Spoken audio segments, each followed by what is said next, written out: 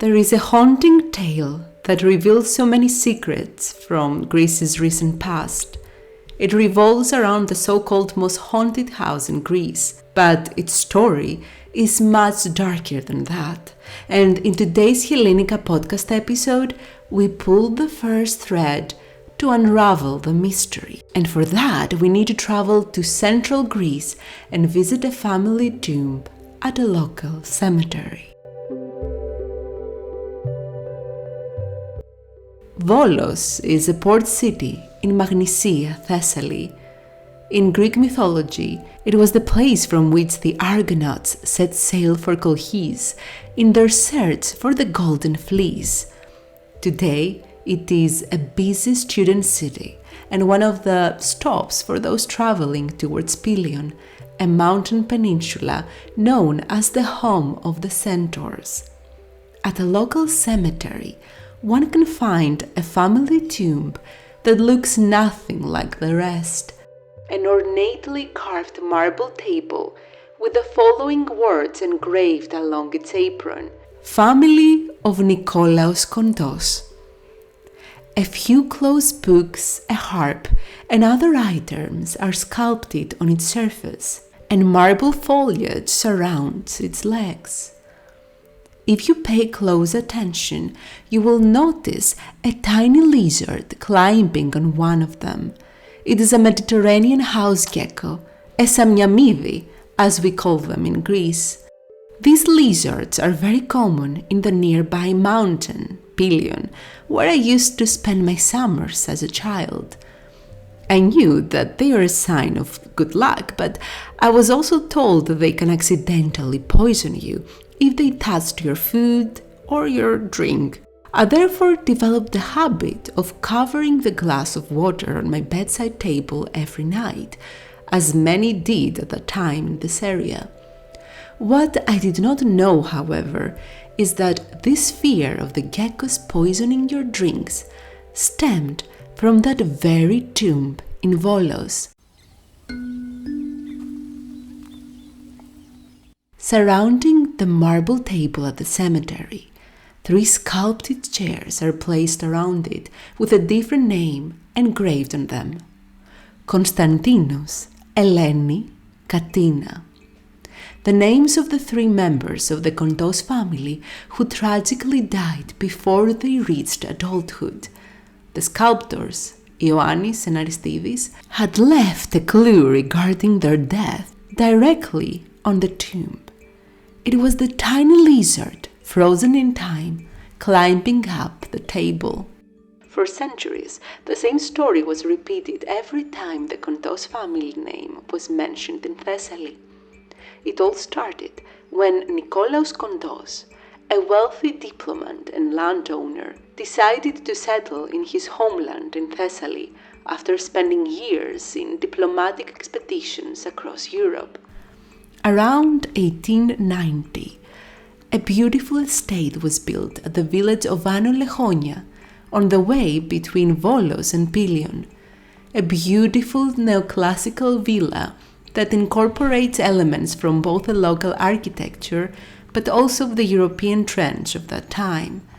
The estate was surrounded by a beautiful garden with gazebos and fountains. Tall Egyptian-style palm trees guarded the entrance. These trees were a symbol of wealth and higher education, as they were introduced by well-traveled international Greeks who repatriated. Unfortunately, the family, consisting of Nikolaos Kontos, his wife Persephone, and his 4 children, Konstantinos, Eleni, Katina, and Thelxinoi, did not enjoy the estate for long before tragedy hit them. As the locals still remember, one fateful morning, the family was taking their breakfast in the dining room when 3 of their children started feeling unwell. They showed clear signs of poisoning and collapsed right there at the table. All but one, little Thelxinoi, had yet to drink her milk. The mother grabbed the jug of milk that was sitting in the middle of the table and smashed it on the floor as she suspected it was poisoned. and among its broken pieces and the spilled milk, they all found a drowned tiny gecko, a samyamidi, which had found its way into the jug.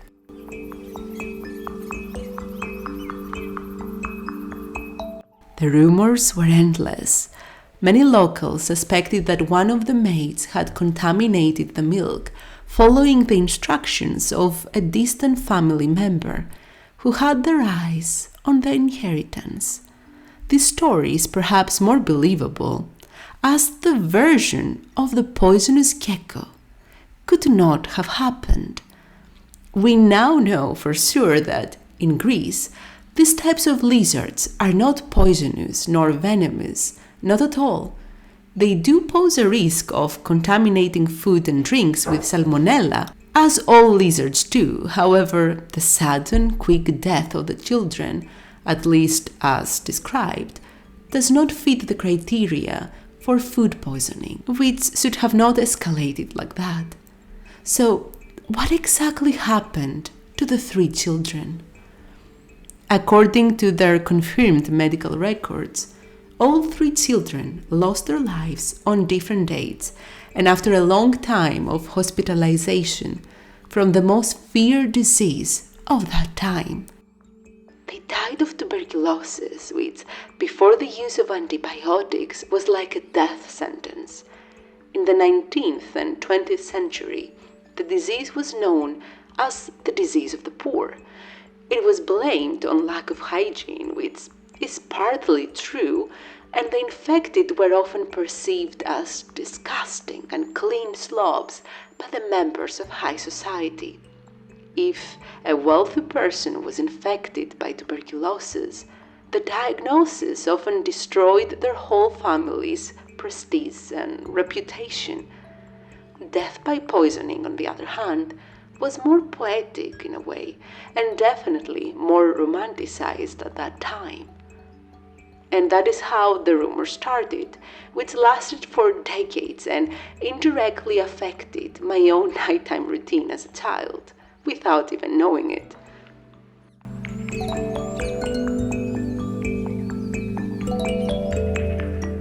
Although I did not know the gecko lore as a kid, I clearly remember how much I anticipated seeing the Contos family mansion from the car window every time we passed by its gates on our way to Panteion. I knew it as the haunted house. This is how everyone called it, and it has been deemed as one of the most haunted houses of Greece from those who believe in the paranormal. The rumors talk about seeing ghostly apparitions of a young girl in different parts of the property, while neighbors often reported hearing loud screams many times at night, as if someone was being tortured. I remember seeing its austere exterior, the multiple cats that stood like guards across its fence, the tall palm trees, and of course, its iconic attic window that I always felt drawn to, as if someone was looking down on me from that spot. It is hard to tell when and why the house got its reputation, but it was probably around the 1960s when it got acquired by a contractor named Koutsidakis after years of abandonment. At that point, the mansion looked typically haunted, straight out of a horror film. It did not help that the poor quality works were unsuccessful, as many deadly accidents occurred during the renovations, and the contractor himself fell ill and died within a couple of years.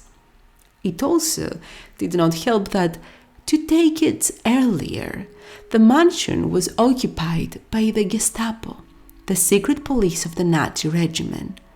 During that time, countless Greek partisans and members of the resistance were tortured behind its doors, with some being executed on the spot. When the German forces eventually had to flee Greece, the 2 remaining female owners of the mansion, who were kept as maids in their own property, were sought right then and there. These women were not associated to the Contos family, as the property was already sold to another family after the death of Nikolaos Kontos. today, although the Contos mansion falls under state protection, it has been left to rot. Due to the rumors, many amateur investigators have broken into the building, reporting feelings of nausea, vertigo, and a strong sense of impending doom. Based on graffiti and different objects found within the rooms, it is clear that the mansion is being used for ritualistic purposes from different groups. That is the story of the Contos mansion, the most haunted house of Greece, which reveals secrets from Greece's most recent dark history, that of family tragedies, wars, and political imprisonment, but also of the complete abandonment of our modern architectural gems. If you enjoyed this episode, make sure to like and leave a comment. As always, you can consider subscribing and becoming a member of Helinika Society. More details are revealed in the description. I'm your hostess Marialena, and I wish you a wonderful, spooky weekend.